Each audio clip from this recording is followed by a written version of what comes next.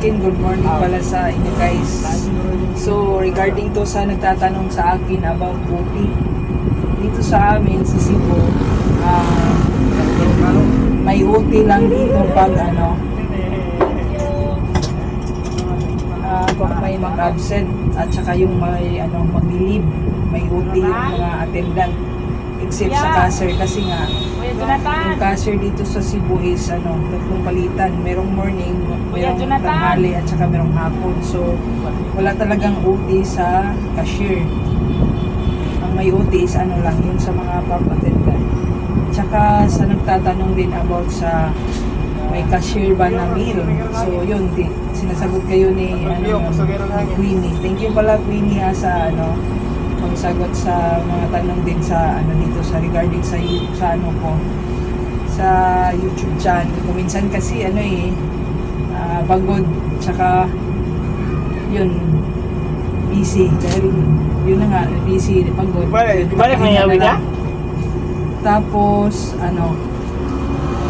minimum ba dito. So yung sa amin is pag mag-retrain ka talaga is hindi automatic minimum dito sa Cebu.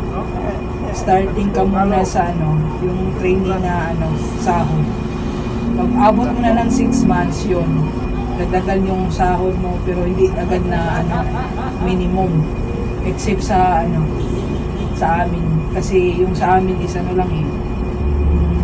yun, nagtitraining kami pero umabot lang ng yun na 6 months. Pagkatapos ng 6 months is kagad minimum.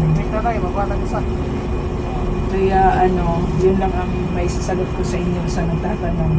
Tsaka kung may ang gusto nyo sa gusto mo trabaho or attendant or cashier, basta halin nyo lang at saka ingatan. Kasi mahirap talaga pag magtrabaho ka ng gas station kasi yung mga sasakyan may mamahalin, may mga mura at saka mahirap magkamali like sa yung pag-gas up mo ng kailangan i-diesel pala yon tapos nag-gas up ka ng XCS, kailangan talaga mag-ingat bilang isang attendant din.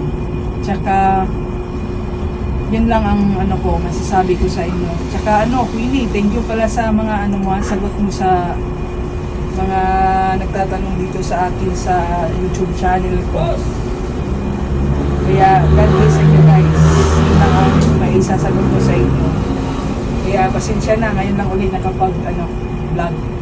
Sinasagot ko lang yung mga tanong mo.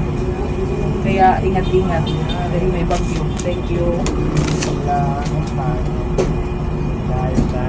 Dalawang tao sa akin lang 1, 2, 3, 4, 5, 6, 7, 8, 9. Sa hindi pa nakapag-subscribe sa aking YouTube channel, just click the tiny bell button at mag-subscribe na mga ka-chicken! Yun lang.